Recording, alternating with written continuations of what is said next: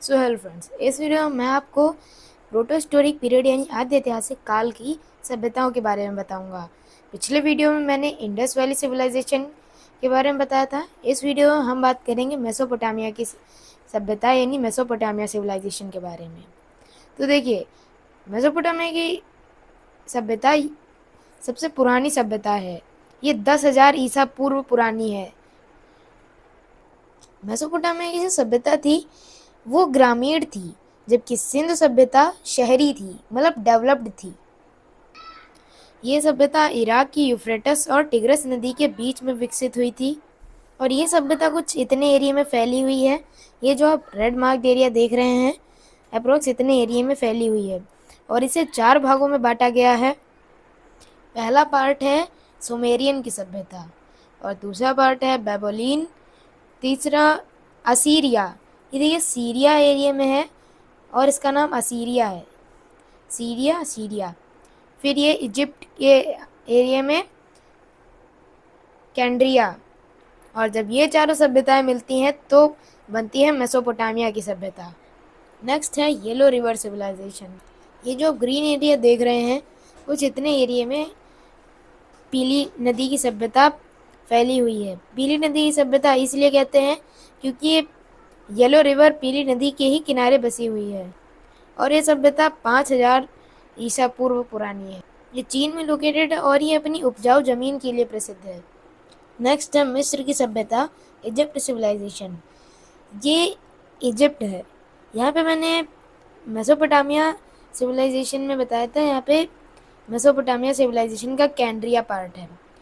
अब देखिए, सिविलाइजेशंस यानी सभ्यताएं वो अपनी जगह बदलती रहती हैं, मतलब पूरी तरह से नहीं, कुछ। अब मेसोपोटामिया की सभ्यता इजिप्ट से हट गई और वहाँ पे आ गई इजिप्ट की सभ्यता यानी मिस्र की सभ्यता, और ये सभ्यता नील नदी के किनारे बसी हुई है। प्राचीन मिस्र का एक राजा था फिरौन। वो लोग ऐसा था, वो अपने आप को ही भगवान समझता था, सबसे बड़ा। और फिरौन है अपना नाम रख लिया फ़ैरो, क्योंकि देखिए फिरौन बड़ा नॉर्मल सा नाम लग रहा है, लेकिन फ़ैरो थोड़ा वैसा नाम है। ये इजिप्ट के लोग मम्मी बनाते थे पहले, और जो पिरामिड्स, हम लोग इजिप्ट इसीलिए फेमस है अपने पिरामिड्स के लिए, और उन पिरामिड्स में होती हैं मम्मी। अब मम्मी जो होती है वो होती है राजाओं की। अब फ़ैरो फिरोज वो भी राजा ही था, तो उसकी भी मम्मी बनाई गई होगी। ये है फ़ैरो की मम्मी। इसके देखिए मुंह पे और बॉडी पे ब्लैक कलर का लगा हुआ है, ये काली मिट्टी है और इसे लगाते थे जिससे मांस नहीं सड़ता था।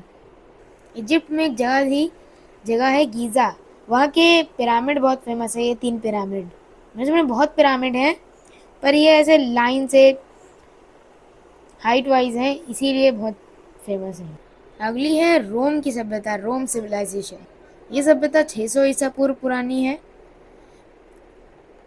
ये सभ्यता रोम में विकसित हुई थी, इटली में। रोम की सभ्यता का आर्किटेक्चर बहुत अच्छा था, मतलब यहाँ की जो बिल्डिंग्स थी वो बहुत अच्छे से बनाई जाती थी। इस सभ्यता के 2 बड़े राजा थे, जूलियस सीजर और अगस्टस, और विलियम शेक्सपियर ने जूलियस सीजर पर किताब भी लिखी है। जूलियस सीजर पर हमारे मंथ जुलाई का नाम पड़ा है, जूलियस जुलाई, और अगस्टस के नाम पर अगस्त के महीना पड़ा है।